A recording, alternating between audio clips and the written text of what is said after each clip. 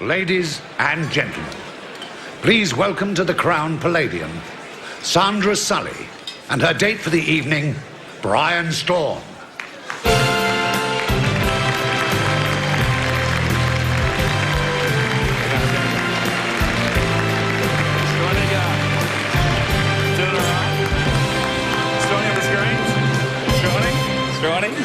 Straunachie. Good evening, everyone, and welcome to the 2006 Brownlow Medal count. My name's Sandra Sully, and this is, of course... Straunachie!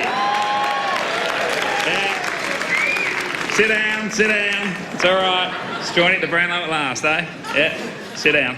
I have to say, Straunachie, you are looking ravishing, as usual. Yeah, 3 votes for that one, Sandra. That's a top call, that one. And, ladies and gentlemen, Sandra Sully, how good does Sandra look? Ladies and gentlemen, yeah.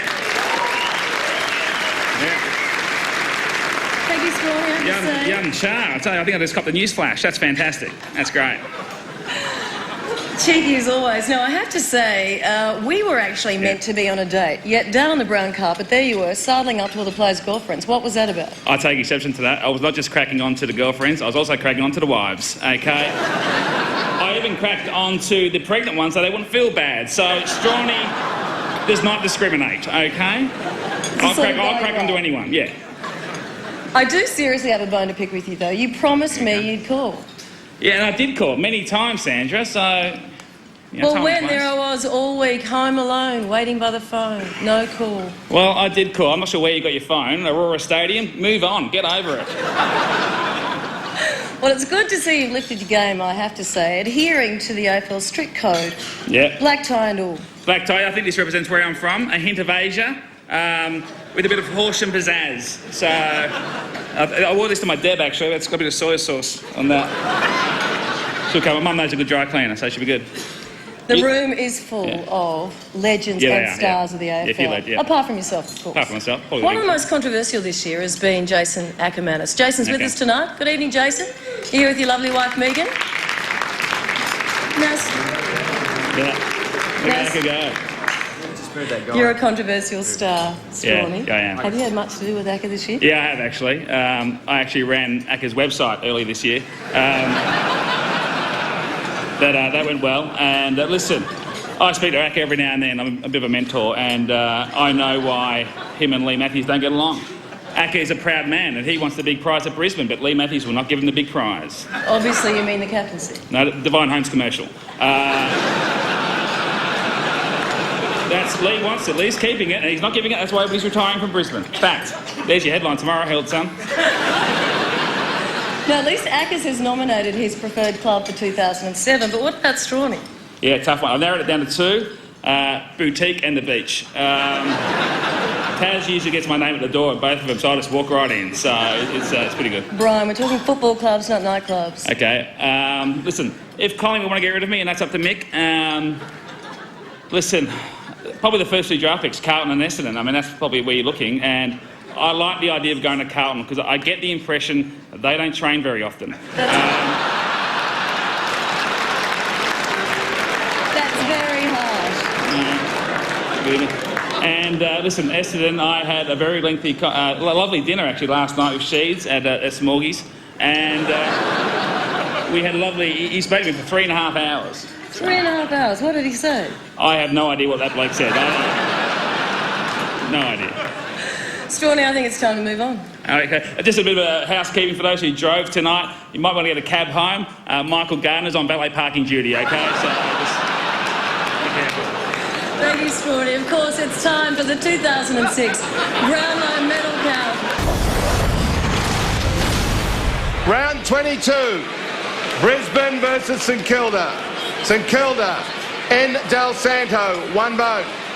Brisbane, M. Voss, 2 votes. St Kilda, R. Harvey, 3 votes. Collingwood versus Kangaroos. Kangaroos, D. Harris, 1 vote. Collingwood, D. Swan, 2 votes. Collingwood, P. Lacuria, 3 votes. Hawthorn versus Geelong. Hawthorn, S. Mitchell, 1 vote. Hawthorn, M. Williams, 2 votes. Hawthorn, S. Crawford, 3 votes. Adelaide versus Melbourne. Adelaide, M. Matner, 1 vote. Adelaide, S. Thompson, 2 votes. Adelaide, G. Johncock, 3 votes. Fremantle versus Port Adelaide. Fremantle, A. Sandilands, 1 vote. Fremantle, J. Farmer, 2 votes. Fremantle, B. Peak, 3 votes. Richmond versus West Coast. West Coast, M. Lacroix, 1 vote. West Coast, D. Cox, 2 votes. West Coast, B. Cousins, 3 votes. Western Bulldogs versus Essendon. Western Bulldogs, S. West, 1 vote. Essendon, J. Johnson, 2 votes. Western Bulldogs, B. Johnson, 3 votes.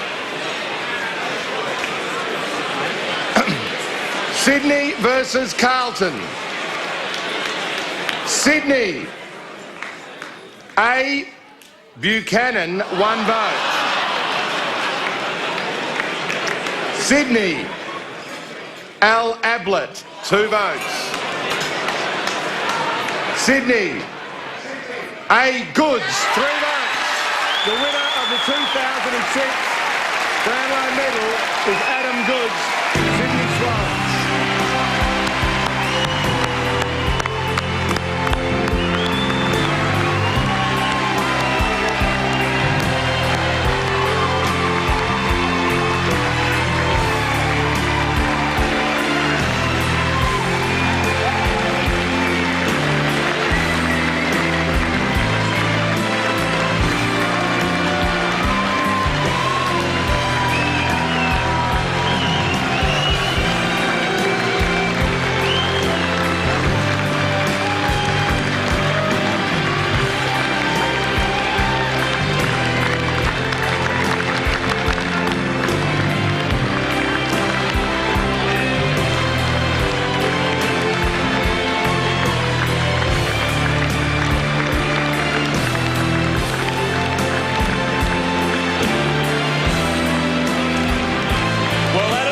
Becomes just the 12th player in football history to win the Brownlow Medal at least twice. If we could ask Adam to make his way to the stage to receive his Brownlow Medal. Averaging this year 21 disposals, 7 marks and 22 goals. Here is the CEO of the AFL, Andrew Demetrio, as Adam Goods gets the Brownlow Medal from his good old mate, Paul Kelly. Go for it, Paul.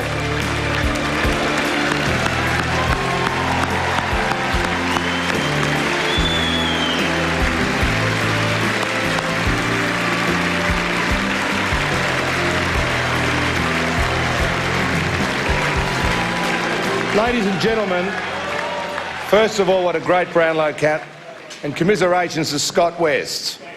It's fantastic.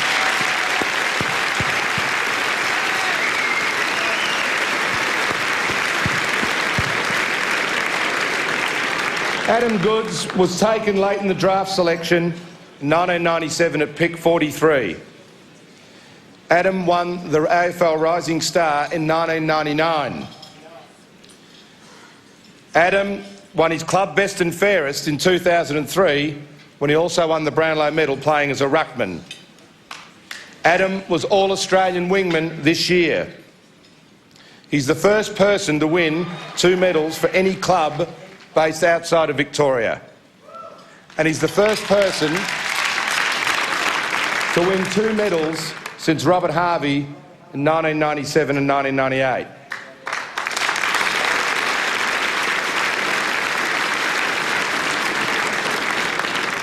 Adam is also one of the finest leaders in the community, and we congratulate Adam Goods of the Sydney Swans on being the 2006 Brownlow medalist. Well done, Adam.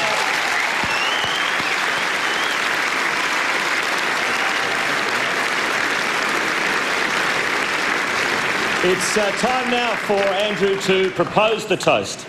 Can I ask you to all be upstanding, please?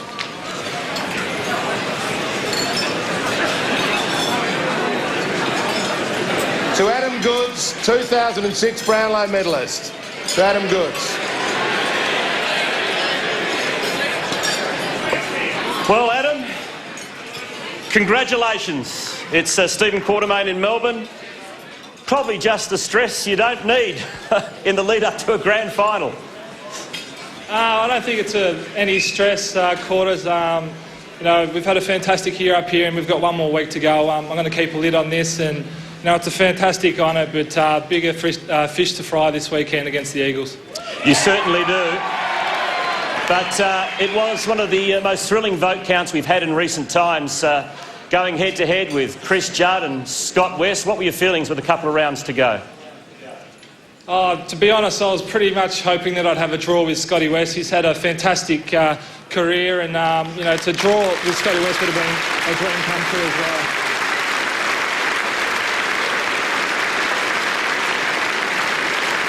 Well said, Adam. Just the 12th player in football history to win the Brownlow Medal at least twice.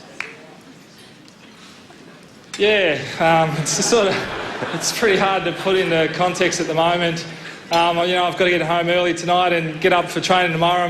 My mates will be calling me, my friends will be calling me, the boys will be patting me on the back. But you know, to be honest, I got a grand final this week, and that's what I'm getting ready to prepared to play for. You shared the Brownlow back in 2003 with Nathan Buckley and Mark Rasciuto. What can you remember from that Brownlow count, and how does it compare to this?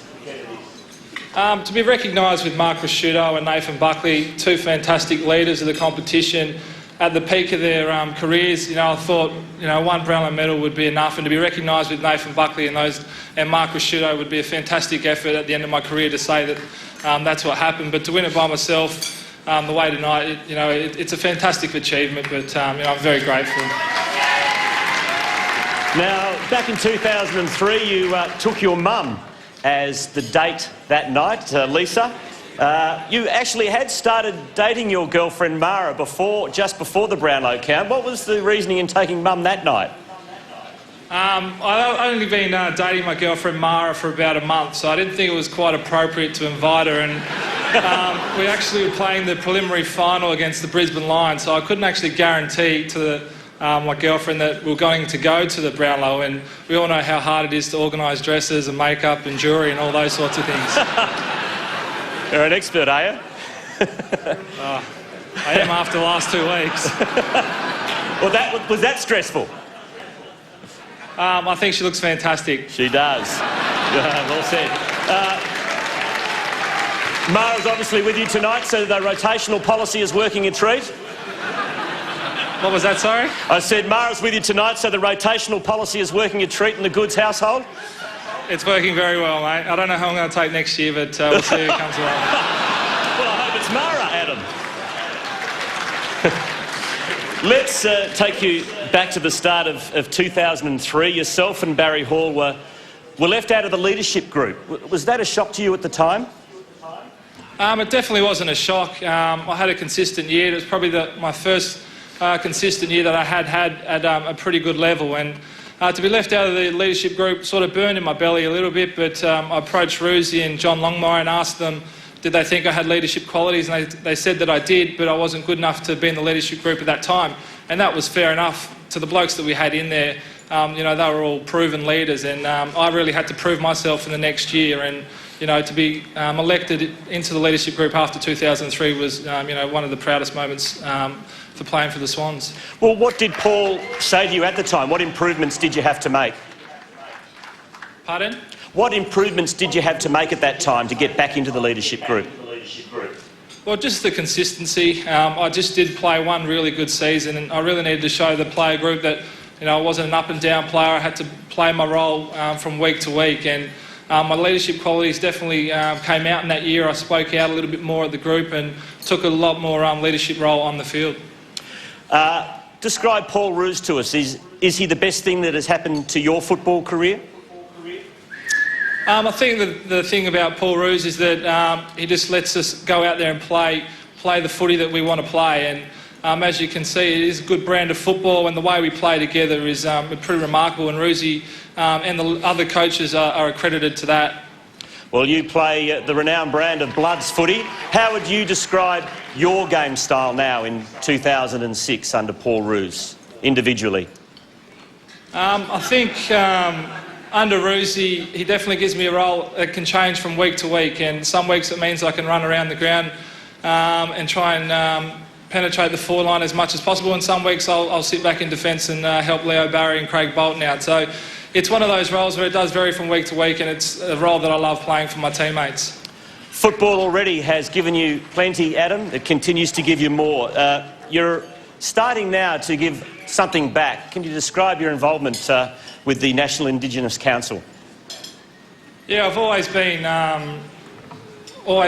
thinking about how policies are made and what really makes the government choose the sort of ways they do make decisions. And to be part of the AFL Players Association was a part of me that I wanted to know how the AFLPA works and how the AFL works. So leading into that, I was into Indigenous affairs and I wanted to make things better for my own community, and the opportunity came that I could sit on the National Indigenous Council and learn at that federal level how things operate. And to sit on that council and give advice when I can, it's very rewarding, and it's a big learning curve for me. Do you enjoy politics? I think if you want to make change in the community, you have to be able to deal with politics and understand it and understand how decisions are made at that level, and I think this is part of that learning curve. Is it something that interests you in the long term? Perhaps Adam Goodes MP? I don't know about that, Quarters, but I've got a grand final this week that I'm thinking about. Yeah, getting a bit ahead of ourselves, are we, Adam? Yeah, a little bit. All right, well, take us through. You've won a Brownlow in 2003. It was a great moment, but take us through 2005 and the last Saturday in September last year. Obviously surpassed a Brownlow by a fair way.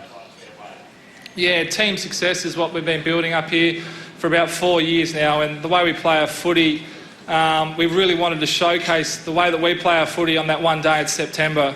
And I think all the people that watched that grand final really agreed, but when we look back and watch that grand final ourselves and watch the way that we play, that's the way we play our football, and that's the way we want to be seen as those blood brothers. What is it about you and West Coast? I think the contest with us and West Coast is that they have a fantastic midfield group. We have a fantastic core midfielders that just do their role and get the job done. They've got a fantastic forward line and back line as well. And, with us, we like to play one-on-one football. They like to play one-on-one football. So the contested one-on-one contests all over the ground really influence the game from one stoppage to the next. And I think that's what happens when we play against West Coast, is that every contest on the ground really matters for the outcome of the game. How much are you going to beat West Coast by on Saturday? I'd like to say it's going to be a very close game, and it's going to go right down to the last minute. Beautifully answered, Adam. We hope you're right. I'm sure you've got quite a few thank yous before we wrap it up. Yeah, thanks, Quarters. Main sort of thank you I wanted to say tonight was to my teammates, because I remember getting up here in 2003 and it was all in my head, and it really was a surprise to me that I was going to win the Brownlow that night, and I really did forget about my teammates that night, even though they didn't think that I forgot about them. But tonight is about them, and this medal is much of theirs as it is mine, because without those teammates I am pretty much nothing, and I truly believe that.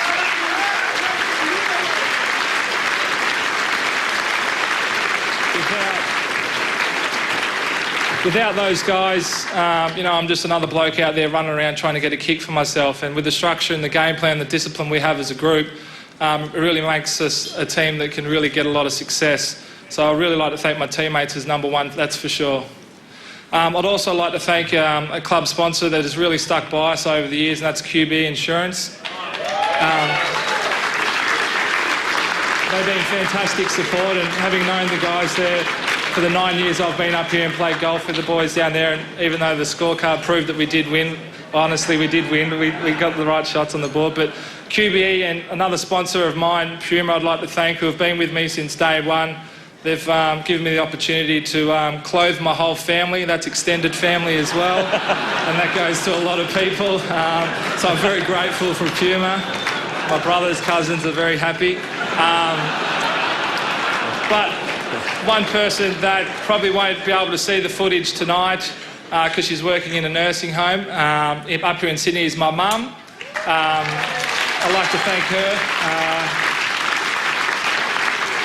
There's nothing better in the world than putting a smile on my mum's face and making her a proud lady. And hopefully when she gets home tonight, I'll give her a big kiss and show her another medal. So thanks a lot.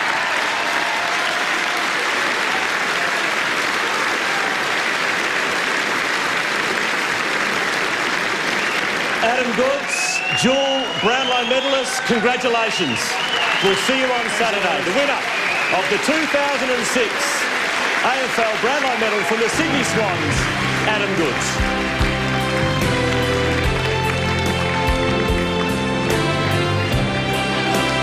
So there you have it, ladies and gentlemen. Adam Goods is the Brownlow medalist for 2006. A thrilling count this year, just pipping Scott West at the post. Well done, Adam Goods.